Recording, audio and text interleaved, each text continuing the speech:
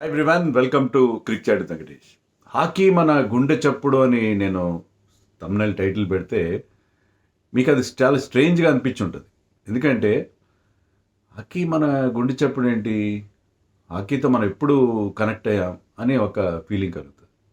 But for us old timers hockey నిజంగా is our heartbeat. అదొక emotion. మీకు అర్థమయ్యే భాషలో చెప్పాలంటే hockey is not just a game, it is an emotion for us. మీలో అంటే ఈ నా వీడియోస్ చూసేవాళ్ళు నాకు అర్థమైంది ఏంటంటే ఎక్కువ మంది 90s కిడ్స్ అంటారా, అలాగా మీరు 90s తర్వాత పుట్టిన వాళ్ళు. సో మీకు హాకీతో అంత కనెక్షన్ ఉండదు. దానికి కారణం కూడా ఉంటుంది. ఎందుకంటే you might not have played hockey at any time in your life. నేను కూడా ఆడలేదు. నేను ఓల్డ్ టైమ్ అన్నా, నేను కూడా హాకీ ఎప్పుడు ఆడలేదు. నేను క్రికెట్ రకరకాలుగా ఆడేవాళ్ళం. గోడ మీద చాక్ పీస్తో 3 గీతలు గీసి స్టంప్స్గా చేసుకుని ఆడేవాళ్ళం. ఎగ్జామినేషన్ ప్యాడ్ ఉంటుంది కదా, దాంతో క్రికెట్ రకరకాలుగా క్రికెట్ ఆడాము. కొంత ఫుట్బాల్, బోలన్ గేమ్స్ అని. Hockey even I have not played hockey. మా కాలేజ్లో మేము క్రికెట్ ఆడుకొని బాల్ అని అడిగితే ఆ రెడ్ బాల్ లేకుండా హాకీ బాల్, వైట్ బాల్ ఇచ్చేవారు. హాకీ బాల్తో ఆడుకుని హాకీ స్టిక్ కూడా I never held hockey stick in my hand. So మీరు కూడా అది, అందుకని హాకీతో మనం కనెక్ట్ అవ్వం. హాకీ మన నేషనల్ గేమ్ అని కూడా చాలామంది అనుకుంటారు, కానీ that is not correct. Actually hockey is not declared as our national game.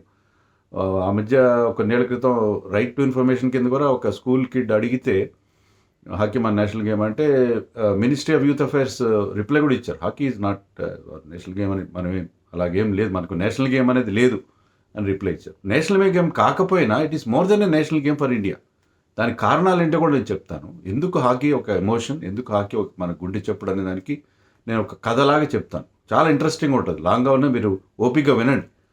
Hockey కథ వినాల్సిందే, మనందరం వినాల్సిందే. ఎందుకంటే హాకీ మనకెందుకు అంత ఇంపార్టెంట్ అనేది నేను చెప్పడానికి నాకు తోచిన ప్రయత్నం నేను చేస్తాను. హాకీలో మనకు ఒక స్వర్ణయుగం ఉండేది. హాకీ మనకి ఎలా అయితే బ్రిటిష్ వాళ్ళు క్రికెట్ మనకి ఇంట్రడ్యూస్ చేస్తారో, హాకీ కూడా బ్రిటిష్ వాళ్ళే మన దేశంలో ప్రవేశపెట్టారు.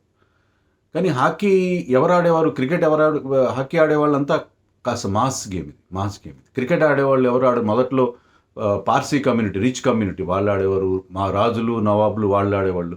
తర్వాత ముంబై లాంటి అర్బన్ ఏరియాస్లో urban middle class, educated middle class వీళ్ళు ఆడేవాళ్ళు. అంతే క్రికెట్కి కొంచెం ఎలిటిస్ట్ టింజ్ ఉంది. Hockey pure mass game. Mass game ఎట్లా అంటే పంజాబ్లో విలేజెస్లో ఆడేవారు, తర్వాత ట్రైబల్స్ ఆడేవారు, ఇంకా డౌన్ సౌత్ కొంత మైనారిటీ కమ్యూనిటీస్ ఆడేవారు. ఇట్లా మనకి హాకీకి ఆ మాస్ ఎలిమెంట్ ఉంది. హాకీకి సన్సార్పూర్ అని ఒక విలేజ్ ఉంది పంజాబ్లో. మనకు తెలుసు కదా, ఇప్పటికీ మన టీంలో ఎక్కువ పట్కా పెట్టుకున్న సర్దార్జీలు ఉంటారు. సిక్ కమ్యూనిటీ ఎక్కువ ఆడతారు హాకీ. ఒకప్పుడైతే ఎక్కువ వాళ్ళే ఉండేవారు, 90% ఉండేవారు. సో సన్సార్పూర్ అని పంజాబ్లో ఉన్న విలేజ్లో 14 మంది ఒలింపియన్స్, హాకీ ప్లేయర్స్, ఒలింపిక్స్ ఆడిన 14 మంది ఒలింపియన్స్ ప్రొడ్యూస్ చేశారు. అందరూ ఒకటే వీధిలో పుట్టారు వాళ్ళందరూ. ఆ గ్రామం జనాభా 5,000, దాంట్లో 14 మంది ఒలింపియన్స్ పుట్టారంటే you can understand the popularity of game in Punjab hockey గురించి. కానీ ఆ మధ్యకాలంలో కొన్ని న్యూస్ ఏమొచ్చిందంటే అక్కడ సన్సార్పూర్లో కూడా హాకీ ఆడడం అనేసి పిల్లలు క్రికెట్ ఆడుతున్నారు. So that is another narrative, దాంట్లోకి వెళ్ళదు మనం.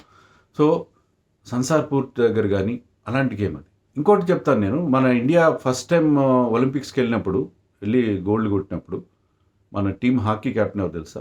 జైపాల్ సింగ్ ముండా అని చెప్పి ఒక ట్రైబల్ ఫ్రమ్ జార్ఖండ్. క్రికెట్లో ఇప్పటివరకు ఏ దళితుడు కానీ, ట్రైబల్ కానీ, ఎస్సీ ఎస్టీ కమ్యూనిటీ చెందిన వాళ్ళు ఎవరు ఇంతవరకు ఇంటర్నేషనల్ క్రికెట్ ఆడలేదు. But our first international captain, first our ఒలింపిక్స్లో మన hockey captain is a tribal. అతనే కాకుండా తర్వాత కూడా రీసెంట్ టైమ్స్లో దిలీప్ టిర్కీ అని మరొక క్యాప్టెన్ ఉండేవాడు, he was also a tribal. So ఇలాగా మనకి హాకీలో అదొక మాస్ గేమ్, ఒక క్రింది వర్గాల వాడు ఆడే గేమ్ అది. బట్ హాకీలో మనకు ఎంత గ్రేట్ హిస్టరీ ఉందంటే, మనం హాకీలో ఎన్ని గోల్డ్ మెడల్స్ గెలిచాం? 8 గోల్డ్ మెడల్స్ గెలిచాం. మన దేశానికి ఈ కరెంట్ ఒలింపిక్స్తో కూడా కలిపి మనకు వచ్చిన మొత్తం గోల్డ్ మెడల్స్ ఇన్ ఒలింపిక్స్లో 10 గోల్డ్ మెడల్స్లో 8 మనకు హాకీలోనే వచ్చాయి. దాంట్లో 6 వరుసగా వచ్చాయి, 6 వరుస ఒలింపిక్స్లో వచ్చాయి. హాకీలో ఆ స్వర్ణయుగం అది. ఎప్పటి నుంచి? 1928 ఆమ్స్టర్డామ్ ఒలింపిక్స్ నుంచి మనకి 1956 వరకు వరుసగా మనకి హాకీలో గోల్డ్ మెడల్స్ 6 వచ్చినాయి. ఆ తర్వాత ఇంకో 2 వచ్చాయి. సో మనకి మొత్తం 8 గోల్డ్ మెడల్స్. మనకు వచ్చిన 10 గోల్డ్ మెడల్స్లో 8 హాకీలోనే వచ్చాయి. ఇంకోటి కూడా చెప్తాను, చాలామందికి తెలియని విషయం ఏంటంటే, హాకీ అనే ఫీల్డ్ హాకీ, మన హాకీ అనే గేమ్లో మనకొచ్చినన్ని ఒలింపిక్ మెడల్స్ ఎవ్వరికి రాలేదు. 8 మెడల్స్ వచ్చినాయి మనకి కదా. తర్వాత బెస్ట్ ఎవరంటే నెదర్లాండ్స్, గ్రేట్ బ్రిటన్, పాకిస్తాన్ వీళ్ళందరూ 3 గెలుచుకున్నారు.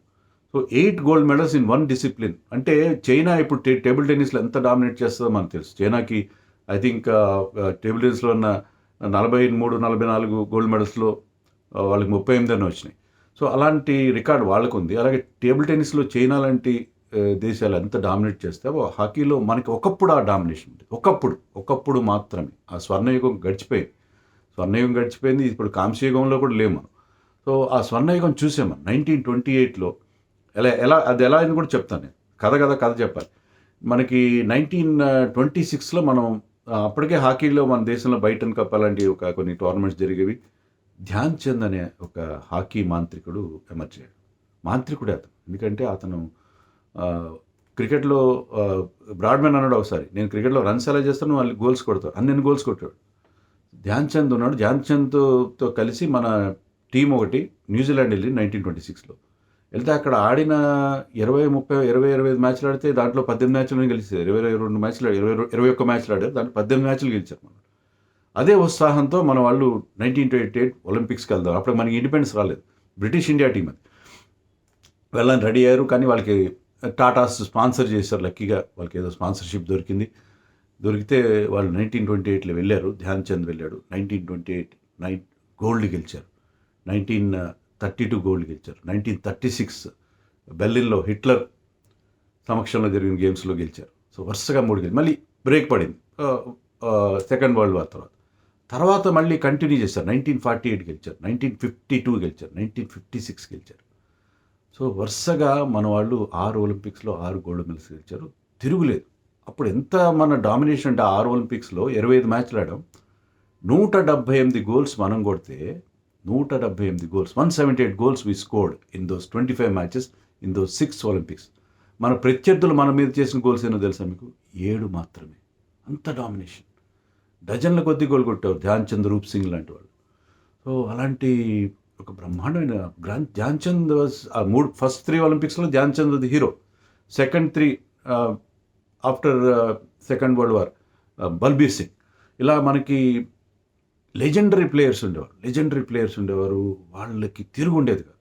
అంత డామినేట్ చేసాం ఆ స్పోర్ట్ని మనం. మరి ఆ గేమ్తో మనకి అటాచ్మెంట్ లేకపోతే ఎలా? అది తర్వాత మనకి 60లో ఏమైందంటే పాకిస్తాన్ గెలిచింది. పాకిస్తాన్ కూడా ఇదే కదా, పార్టీషన్ అయిన తర్వాత వాళ్ళ దగ్గర కూడా పంజాబ్లో భాగమే కదా అది కూడా.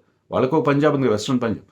సో వాళ్ళు 60లో గెలిచారు, మనకి బ్రేక్ వేశారు. మళ్ళీ 64లో మనం మళ్ళీ గెలిచాం. అప్పుడు మనకి సిల్వర్ మాత్రం ఫైనల్ ఆడాం మనం.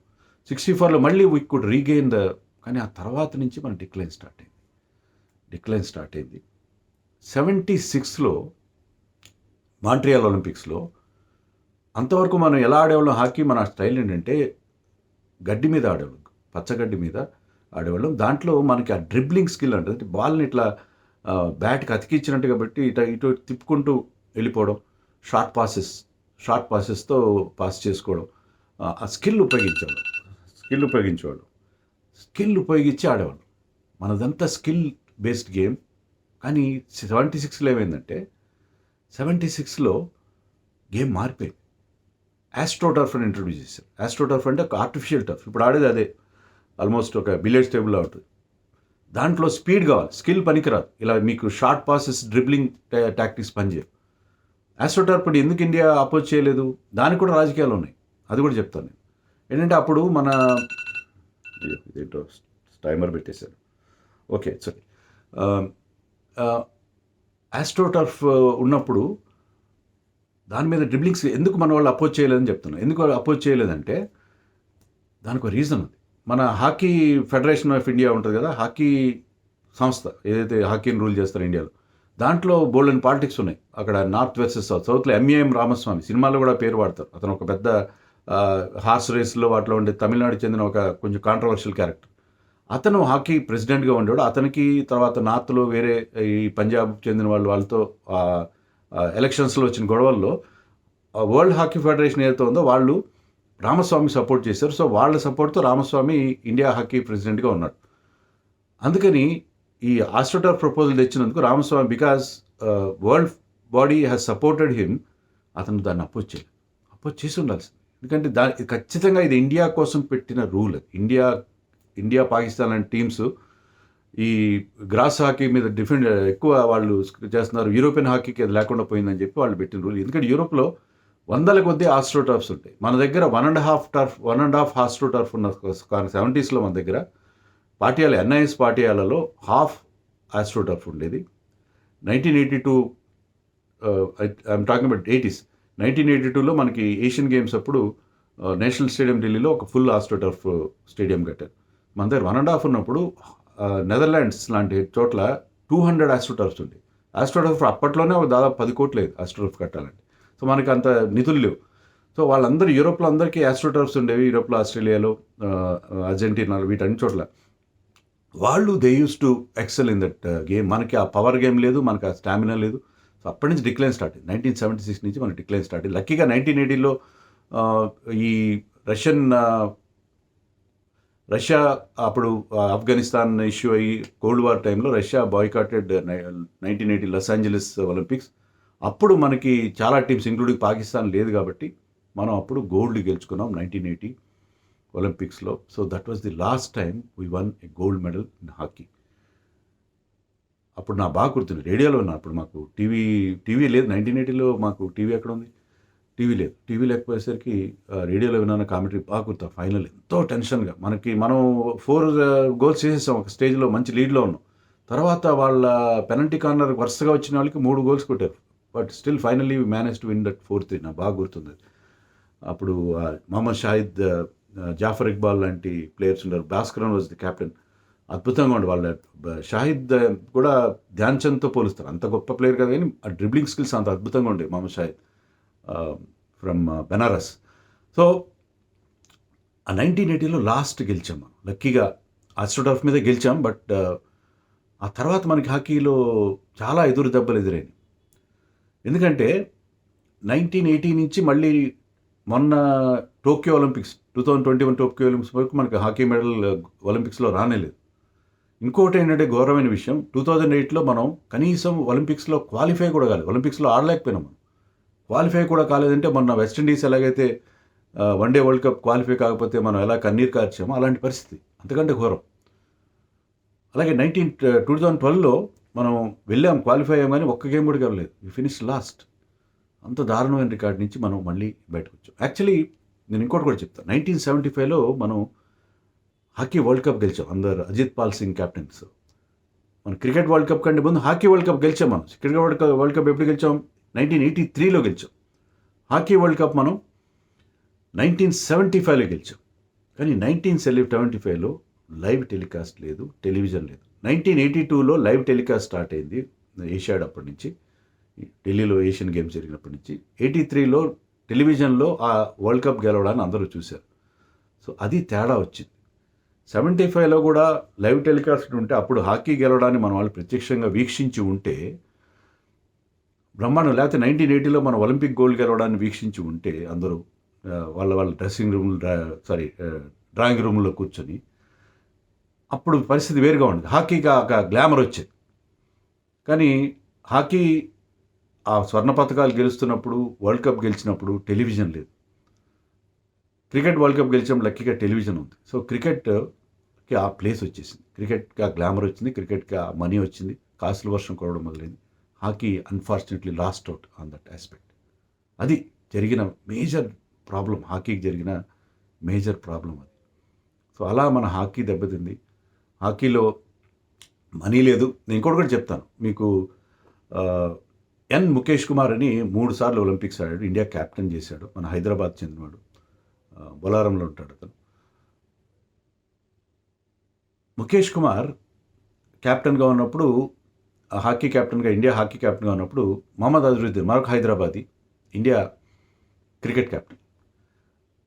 మహమ్మద్ అజరుద్దీన్ తన హోండా ఎకార్డ్ అనే ఫారిన్ కార్లో తిరిగాడు, ముఖేష్ కుమార్ తన స్కూటర్ మీద తిరిగాడు. అంత తేడా ఉండేది. నేను Mukesh Kumar is good friend of my. Mukesh Kumar నేను ఒకసారి అడిగాను, క్రికెట్‌లో టెస్ట్ మ్యాచ్‌లు ఆడితే డబ్బులు ఇస్తారు కదా! మరి మీకు ఏమైనా మనీ ఇస్తారా? Appearance money. నవ్వాడతను. డబ్బులు ఇచ్చే ప్రసక్తే లేదు హాకీలో. హాకీలో దేర్ ఈజ్ నో, అంటే హాకీలో ఇండియాకి ఆడినందుకు వాళ్ళకి ప్రత్యేకంగా డబ్బులేమి ఇవ్వరు. క్రికెట్‌లో ఇచ్చినట్టు. అంటే క్రికెట్‌లో ఒకప్పుడు తక్కువ ఇచ్చారు. ఇప్పుడు లక్షలు ఇస్తున్నారు. వాళ్ళకి కోట్ల రూపాయలు సెంట్రల్ కాంట్రాక్ట్‌లు ఇస్తున్నారు. ఇప్పటి సంగతి కాదు. అప్పుడు even in the 90s are 2000s అప్పుడు కూడా హాకీలో ఆడినందుకు హాకీ వాళ్ళు డబ్బులు ఇచ్చారు కదా! అంత పూర్‌లీ పెయిడ్ అండ్ అంటే వాళ్ళకి సరైన ఏదో ఉద్యోగాలు వచ్చాయి. వాళ్ళకి ఉద్యోగాలు వచ్చాయి. రైల్వేస్‌లోనే అక్కడ ఉద్యోగాలు వచ్చేవి. ఏదో వాళ్ళొక middle class life style lead చేసేవారు. అంతే తప్ప హాకీ కెప్టెన్‌కి, క్రికెట్ కెప్టెన్‌కి ఉన్న తేడా నేను ప్రత్యక్షంగా చూశాను. సో, అలాంటి పరిస్థితి మన అప్పట్లో ఉండేది. మరి ఇప్పుడు మారింది. ఇప్పుడు ఎందుకు వరుసగా 2 ఒలింపిక్స్‌లో మనం బ్రాంజ్ మెడల్స్ గెలిచాం. 2021 టోక్యో ఒలింపిక్స్‌లో బ్రాంజ్ మెడల్ గెలిచాం. మళ్ళీ ఇప్పుడు రీసెంట్‌గా మొన్న బ్రాంజ్ మెడల్ గెలిచాం. అద్భుతంగా పెర్ఫార్మ్ చేశారు మన ప్లేయర్ శ్రీజేష్ అండ్ హర్మన్ ప్రీత్, ఇంకా మిగతా టీమ్ అంతా కూడా. దీనికి కారణం ఏంటంటే హాకీలో సహారా వాళ్ళు స్పాన్సర్‌షిప్ చేసేవారు. ఏదో బొటాబొటిగా వాళ్ళకేదో చేసేవారు. కానీ 2018లో వాళ్ళు విత్‌డ్రా అయిపోయారు. సహారా వాళ్ళ కంపెనీ దివాలా తీసింది కదా! సహారా క్రికెట్‌లో కూడా వాళ్ళు ఇన్వాల్వ్ అయ్యారు. 2018లో వాళ్ళు తీసిన తర్వాత హాకీకి స్పాన్సర్స్ లేరు. ఎవరు ముందుకు రాలేదు. ఎవరు ముందుకొచ్చారు తెలుసా మీకు? Odisha government. Naveen Patnaik one of the best CMs we had. మనకు ఏదో చెప్పుకుంటాం చీఫ్ మినిస్టర్ల గురించి. ఇలాంటి మంచి పనులు చేసిన క్లీన్ అడ్మినిస్ట్రేషన్ చీఫ్ మినిస్టర్లకి సరైన ఎవరు మాట్లాడు. So that is a different politics అనుకోని అది వదిలేయండి. నవీన్ పట్నాయక్ బికాజ్ అతను డూన్ స్కూల్లో చదువుకున్నప్పుడు చిన్నప్పుడు హాకీ ఆడాడు. గోల్ కీపర్గా ఉండేవాడు. సో అతను హాకీ మీద ప్రత్యేకమైన మమకారం, ప్రేమ ఉన్నాయి. అతను ఒరిస్సా సీఎంగా ఉండి అతను మా మైనింగ్ కార్పొరేషన్ ద్వారా నేను 100 కోట్ల పెట్టుబడి పెడతాను, హాకీ వాళ్ళ టీంని స్పాన్సర్ చేస్తానని చెప్పి ఆ హాకీని తన హక్కుని చేర్చుకున్నాడు. కేవలం టీంని స్పాన్సర్ చేయడమేనా, టీంకి వాళ్ళ ప్లేయర్స్ కావాల్సిన ఫండ్స్ సమకూర్చడమేనా? కాదు. రూర్కెరాలో బ్రహ్మాండమైన స్టేడియం కట్టించాడు. 20,000 మంది కూర్చుని బిగ్గెస్ట్ హాకీ స్టేడియం కట్టించాడు. ఇంకా వేరే ఆస్ట్రోటర్ఫ్స్ కూడా అక్కడ తయారు చేస్తున్నాడు. అక్కడ బోల్డంత ఇన్ఫ్రాస్ట్రక్చర్ కల్పించాడు. లాస్ట్ ఇయర్ అక్కడ హాకీ వరల్డ్ కప్ కూడా కండక్ట్ చేశారు. సో అంత బాగా హాకీని అతను స్పాన్సర్ చేశారు. అందుకే ఇమీడియట్ రిజల్ట్స్ 18లో వాళ్ళు టేకప్ చేసిన తర్వాత 21లో మాకు ప్రభుత్వాల నుంచి వాళ్ళే కదా స్పోర్ట్స్ అథారిటీ ఆఫ్ ఇండియా కూడా. ఎందుకంటే వాళ్ళు అక్కడ బెంగళూరులో వాళ్ళకి ఆ ఫెసిలిటీ ఉంది. అక్కడ వాళ్ళు మన టీం అక్కడ ప్రాక్టీస్ చేస్తుంది, వాళ్ళకి డైట్ కానీ అన్నీ ప్రొవైడ్ చేశారు. గవర్నమెంట్ నుంచి కూడా కొంత సపోర్ట్ దొరికింది ఇప్పుడు ఇటీవల కాలం. సో 21లో గెలిచాం మనం. అందుకే ఇప్పుడు 24లో మళ్ళీ మనం ఒక బ్రాంజ్ గెలిచాం. యాక్చువల్గా జర్మనీతో చాలా బాగా ఆడాం. అన్ఫార్చునేట్గా మనం సెమీఫైనల్లో ఓడిపోయాం. లేకపోతే గోల్డ్ ఆర్ సిల్వర్ మనకు ఖచ్చితంగా వచ్చింది. బట్ బ్రాంజ్ మెడల్ కూడా అద్భుతంగా ఆడారు. మనం బ్రహ్మాండంగా పర్ఫామ్ చేశారు. ముఖ్యంగా గ్రేట్ బ్రిటన్తో ఆడిన మ్యాచ్లో ఇంకా ఎంత టైము 43 మినిట్స్ మిగిలి ఉండగా, 43 మినిట్స్ అంటే ఆల్మోస్ట్ 3 మ్యాచ్ మిగిలి ఉండగా ఒక ప్లేయర్ రెడ్ కార్డ్ ఇచ్చి బయటికి పంపించారు. So we played with just 10 men. 10 మంది ప్లేయర్స్తో ఆడాం. అవతల టీం 11 మంది ప్లేయర్స్తో. అయినా కూడా మన వాళ్ళు బ్రహ్మాండంగా కసిగా ఆడి ఆ గేమ్ని డ్రా చేసుకున్నారు. తర్వాత షూట్ ఆఫ్లో బ్రహ్మాండంగా పర్ఫామ్ చేశారు ఆ ప్రెషర్లో. So hockey team Harmanpreet 10 goals కొట్టాడు. 10 గోల్స్ కొట్టాడు. మన కెప్టెన్ అందరికంటే ఎక్కువ గోల్స్ అతనే కొట్టాడు. తర్వాత మన goalkeeper super star PR Sreejesh from Kerala, అతనైతే లాస్ట్ టైం బ్రాంజ్ మెడల్ ఇచ్చినప్పుడు అతని హీరో. ఈసారి అతను చేసిన అమేజింగ్ సేజ్ మేము కామెంటరీ చేసాం కాబట్టి, ప్రత్యక్షంగా లైవ్గా చూసాం కాబట్టి, ఆహా మీరందరూ చూసారో నాకు తెలీదు. Sreejesh was just out of this world. Wonderful goal keeping అతను లాస్ట్ ఒలింపిక్స్ అతనికి ఎలాగైతే సచిన్ టెండూల్కర్కి వరల్డ్ కప్తో అతనికి ఫేర్వెల్ చెప్పారు, ఇక్కడ బ్రాంజ్ మెడల్తో అతనికి ఫేర్వెల్ చెప్పారు. సో ఎమోషనల్ మూమెంట్స్ ఇవన్నీ కూడా. సో హాకీ మన గుండె చెప్పుడు. ఇప్పుడు మీకు అదంతా విన్న తర్వాతైనా మీకు హాకీ మీద కొంతైనా ప్రేమ కలుగుతుందని నేను ఆశిస్తున్నాను. ఓకే, హాకీని మీరు ప్రేమించకపోతే పోయారు. ఫుట్బాల్ ఇప్పుడు అందరూ చూస్తున్నారు, అన్ని వేరే గేమ్స్ వస్తున్నాయి. నేను చెప్పినట్టుగా మన హాకీతో మన కనెక్ట్ అవ్వట్లేదు. కానీ హాకీలో మన వాళ్ళు ఇప్పుడు బెటర్గా పర్ఫామ్ చేస్తున్నారు. హర్మన్ ప్రీత్ కూడా అన్నాడు, try to fall in love with hockey, let us fall in love with hockey. Hockey కూడా చూడండి. హాకీలో కూడా ఇప్పుడు వీళ్ళకి ఇంత ఇమేజ్ వచ్చింది, వాళ్ళు గెలుస్తున్నారు కంటిన్యూస్గా. ఏషియన్ గేమ్స్లో కూడా బాగా పర్ఫామ్ చేశారు. సో కాబట్టి ఐ థింక్ ఇప్పుడు వాళ్ళు మళ్ళీ ఒక లీగ్ని పెద్ద ఎత్తున స్టార్ట్ చేయాలి. ఆ లీగ్ చూద్దాం. హాకీకి కూడా మన సపోర్ట్. క్రికెట్ నాకు cricket and is my first love, no doubt. నాకు కూడా క్రికెట్లో I'm also guilty of not doing many videos on hockey. But హాకీని కూడా మనం ప్రేమిద్దాం. హాకీని కూడా కొంతైనా ప్రేమిద్దాం. కొంతైనా హాకీని ప్రేమిద్దాం. 'మరో చరిత్ర' అనే సినిమా ఉంటది. దాంట్లో ఏంటంటే బాలు, స్వప్న అని ఆ హీరోయిన్ అంతా తన రూమ్ అంతా రాసుకుంటది. రాసుకుంటే దాంట్లో ఆమెని వన్ సైడ్ లవ్ చేసే ఒకడు ఉంటాడు, పట్టాభి అనేవాడు. వాడు ఒక చోట పట్టాభి అని రాస్తాడు. రాసి ఇట్లా రౌండ్ కొడతాడు.